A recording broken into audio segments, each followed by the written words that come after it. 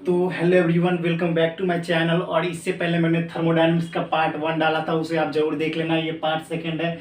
उसमें मैंने thermodynamic process के बारे में बताया था और प्रोसेस का फुल एक्सप्लेनेशन विथ ग्राफ के साथ मैं आ रहा हूँ। तो दोस्तों भाइयों, आप लोगों ने बहुत सारा प्यार दिया, इसके लिए धन्यवाद। और कल बहुत सारे बच्चे मुझे बर्थडे के लिए हैप्पी बर्थडे बोला, उसके लिए धन्यवाद, शुक्रिया दोस्तों दिल से। और आप लोग मेरे चैनल पर ऐसे ही बने रहे। कम से कम 1000 व्यूज़ तो आने चाहिए दोस्तों। तो उस पर ज़रूर मेरे सपोर्ट करना मुझे। और स्टार्ट करते हैं आज थर्मोडायनेमिक का पार्ट सेकंड। तो देखिए, जेई एनडीए एयरफोर्स नेवी और कोस्ट गार्ड के लिए स्पेशल है। और बेसिकली जेई और एनडीए वाले तो बस भाई, इससे क्वेश्चन एकदम मैक्सिमम अमाउंट ऑफ क्वेश्चन आता है और बहुत सारे बच्चे इसमें बहुत कंफ्यूज होते हैं। तो ग्राफ के माध्यम से सारे को एकदम आसानी से हल करेंगे और कैसे देखते हैं।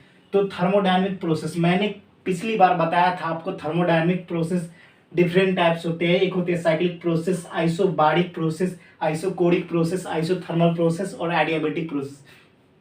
मैंने सबसे पहले साइक्लिक प्रोसेस में क्या होता था, साइक्लिक प्रोसेस में ये बताया था कि उसमें जो होता है क्या होता है, उसमें इंटरनल एनर्जी जीरो हो जाती है और वर्क डन किसके इक्वल होता है, टोटल हीट के इक्वल होता है। और सेकेंड बताया था मैंने आइसोबारिक में होता है आपका प्रेशर कांस्टेंट, उसमें प्रेशर जो होता है कांस्टेंट हो जाता है। और आइसोकोरिक में आपका वॉल्यूम कांस्टेंट होता है। और उसके बाद आइसोथर्मल में आपका टेम्परेचर कांस्टेंट होता है। और जो लास्ट है एडियाबेटिक, उसमें चेंज ऑफ हीट, जो ट्रांसफर ऑफ हीट होता है किसी मीडियम और सराउंडिंग में, उसका अमाउंट क्या होता है, जीरो होता है। तो इतने मैंने उसमें बता रखा था। और आपसे मैंने एक क्वेश्चन पूछा था कि इसमें से सबसे ज़्यादा मैक्सिमम स्लोप किसका होता है। तो मैक्सिमम स्लोप जो होता है वो एडियाबेटिक का होता है। और व्यूज़ जरूर अपने दोस्तों के साथ जरूर शेयर करना। तो स्टार्ट करते हैं पहला साइक्लिक प्रोसेस। साइक्लिक प्रोसेस में अगर आपसे पूछ दिया कि कितने फेज पॉइंट होते हैं, तो आप बोलोगे 2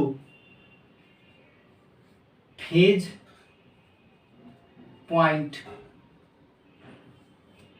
ये जो इंजीनियरिंग में भी पूछा जाता है कि फेज पॉइंट कितने होते हैं किसी साइक्लिक प्रोसेस में, तो 2 होते हैं, आप इसे याद रखें। और साइक्लिक प्रोसेस में जो होता है आपका, जो टोटल इंटरनल मतलब चेंज इन हीट जीरो हो जाता है, जिसके वजह से चेंज इन हीट जीरो नहीं होता है, इंटरनल एनर्जी जीरो होता है। तो ये आप ध्यान रखें। तो उसका वर्क डन जो होता है किसके, टोटल हीट के बराबर हो जाता है।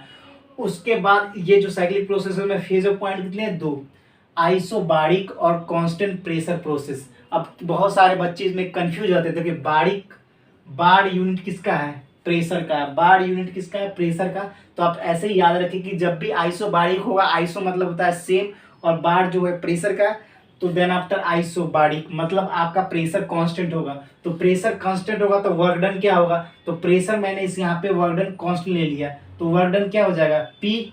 और प्रेशर कांस्टेंट, वॉल्यूम तो एक्सचेंज हो रहा है, चेंज हो रहा है, तो V2 माइनस V1 मतलब initial minus final minus initial. तो इसी प्रकार से इसका ग्राफ कैसे ड्रॉ किया जाए। तो जब भी आपका प्रेशर कांस्टेंट होगा तो ऊपर प्रेशर है, तो प्रेशर एक सीधा स्ट्रेट लाइन में। जब भी कांस्टेंट होता है तो स्ट्रेट लाइन में, ना ग्राफ वेरी नहीं करता है इसमें। तो प्रेशर कांस्टेंट, तो मैंने प्रेशर कांस्टेंट कर दिया यहाँ पे। तो आप ग्राफ से, अगर आप कहीं आप बोर्ड क्लास 11-12 में पढ़ रहे हैं तो ग्राफ से शो करोगे तो आपको ज़्यादा मार्क्स मिलेगा क्लास 11 में। और 12th में कभी कभी एक आध क्वेश्चन MCQ पूछ दिया जाता है, तो आप देख लेना।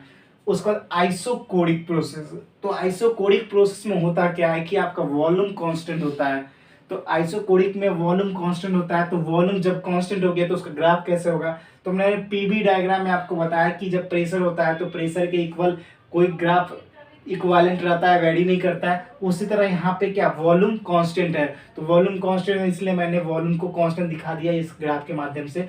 उसके बाद इसका वर्क डन जो होता है वो जीरो होता है, क्योंकि यहाँ पे हम लोग जानते हैं work done is equal to P into change in volume. Volume यहाँ पे चेंज नहीं हो रहा है, इनिशियल और फाइनल दोनों इक्वल है, इनिशियल और फाइनल दोनों इक्वल है, इसलिए work done is equal to zero हो जाएगा। ये आप इसे ध्यान में रखिए। आइसोकोरिक प्रोसेस में, आइसोकोरिक प्रोसेस में आपका क्या होता है, कांस्टेंट वॉल्यूम होता है। उसके बाद अकॉर्डिंग टू फर्स्ट लॉ, हम लोग जानते हैं कि जो आपका law of thermodynamics first law बोलता क्या है, total change in heat is equal to the sum of internal energy and work done. तो वही होता है। तो यहाँ पर जो क्या हो जाएगा, वॉल्यूम कांस्टेंट होगा तो वर्क डन क्या हो जाएगा, जीरो हो जाएगा। तो वर्क डन जब जीरो होगा तो total heat is equal to क्या हो जाएगा, total heat is equal to क्या हो जाएगा, टोटल काइनेटिक एनर्जी मतलब चेंज इन काइनेटिक एनर्जी के इक्वल हो जाएगा। तो यहाँ तक आपने अच्छा आसानी से समझ गया। उसके बाद बात करते हैं आइसोथर्मल प्रोसेस। आइसोथर्मल प्रोसेस आपका बहुत ही इंपॉर्टेंट है, एग्जाम में हमेशा पूछता है। एक कॉन्सेप्चुअल क्लास इसका ये है कि आइसोथर्मल प्रोसेस में ये मैं बताऊंगा आपको। पहले एक चीज़ आप नोटेड कर ले और ध्यान से सुने और इसकी बिल्कुल भी मत करना। तो आइसोथर्मल प्रोसेस में आपका टेम्परेचर कांस्टेंट होता है, मैंने लिख दिया टेम्परेचर कांस्टेंट। तो किसी किसी क्वेश्चन में पूछ दिया जाता है कि टेम्परेचर कांस्टेंट होगा तो इंटरनल एनर्जी क्या होगा। तो टेम्परेचर जब भी कांस्टेंट होगा तो इंटरनल एनर्जी आपका क्या हो जाएगा, जीरो हो जाएगा। ये बहुत ही कॉन्सेप्चुअल क्लास है और ये इस टाइप के हमेशा 3-4 बार एनडीए, एयरफोर्स, सीडीएस सब में पूछा गया ये चीज़ कि आपका जो हो जाएगा इंटरनल एनर्जी जीरो हो जाएगा। कब? जब आइसोथर्मल प्रोसेस होगा तो इंटरनल एनर्जी जीरो हो जाएगा। क्यों? क्योंकि टेम्परेचर कांस्टेंट रहता है। क्योंकि इंटरनल एनर्जी जो होता है वो टेम्परेचर पे डिपेंड करता है। Internal energy depends on temperature, ये याद रखिए। उसका अब according to first law of thermodynamics, total change in heat is equal to change in work done and internal energy. उसका बाद तो देख लीजिए यहाँ पर हीट क्या हो गया, हीट जीरो हो गया। हीट जीरो मतलब ये जो है ये जीरो हो गया तो आपका total heat is equal to change in work done के बराबर हो गया। तो ये आप समझ गए। उसके बाद वर्क डन का 2 फॉर्मूले होते हैं जो स्पेशली ये जेई के लिए है।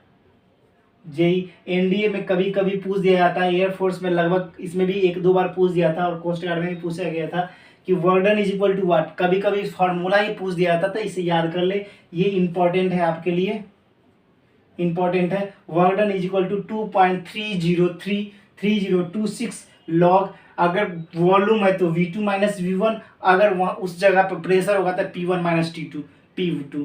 तो अगर यहाँ पे वर्क डन सेम फॉर्मूला था 3.3026 लॉग। अगर म्यू आर टी कर लिया उसका, अगर यहाँ पे वॉल्यूम होगा तब फाइनल माइनस इनिशियल, अगर उसी जगह पे आपका क्या हो जाएगा, प्रेशर होगा तब P1 माइनस P2।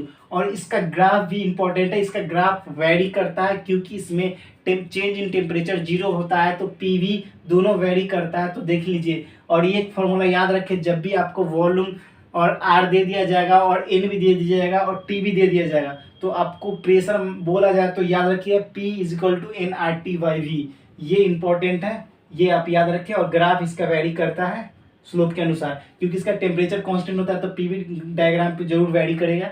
तो ये इसका ग्राफ है, आप इसे याद कर ले और बहुत इंपॉर्टेंट है। अगला बात करते हैं एडियाबेटिक प्रोसेस। तो एडियाबेटिक प्रोसेस मैंने आपको बताया कि exchange of heat from system और सराउंडिंग नहीं होगा, मतलब इसमें एक्सचेंज ऑफ हीट क्या हो जाएगा, जीरो हो जाएगा। तो एक्सचेंज ऑफ हीट जीरो हो जाएगा तो मतलब यहाँ पर देख लीजिए total change in heat is equal to zero हो गया। तो ये तो जीरो हो गया तो आपका इंटरनल एनर्जी होगा किसके बराबर, निगेटिव वर्क डन।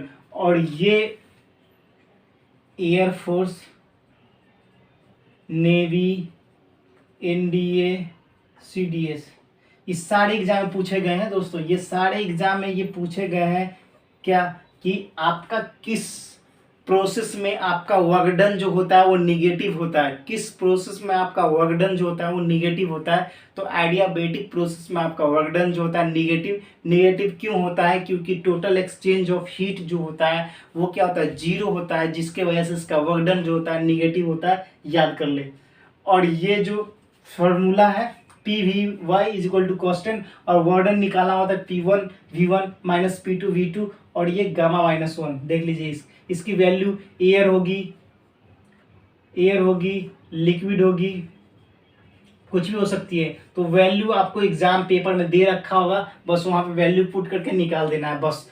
तो यहाँ पर मैंने देख लिया कि यहाँ पर जो आपका टोटल यहाँ पर change in internal energy is equal to negative work done, किस में, एडियाबेटिक प्रोसेस में। उसका इसका ग्राफ होता है P1 V1। ग्राफ में इसका भी वेरी करेगा, वेरी इसलिए करेगा क्योंकि इसका हीट जो है वो total change in heat zero है, न कि इसका प्रेशर और वॉल्यूम। तो प्रेशर वॉल्यूम वेरी करेगा, मैंने दिखा दिया। और ये फॉर्मूला याद रखिए PVy is equal to constant, ये आपके लिए इंपॉर्टेंट है। और एडियाबेटिक प्रोसेस भी इंपॉर्टेंट है।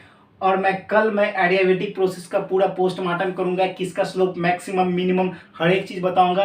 तो इसी प्रकार के नॉलेज को जानने के लिए मेरे चैनल को लाइक सब्सक्राइब और शेयर करके जाना। हाँ दोस्तों, कल मेरा जो भाइयों ने बर्थडे विश किया उसके लिए थैंक यू और धन्यवाद। दोस्तों आप सपोर्ट करो और आशा है कि आप इसी प्रकार की वीडियो को खूब बहुत ढेर सारा प्यार दोगे। और फिलहाल इतना ही। जय हिंद, जय भारत, वंदे मातरम।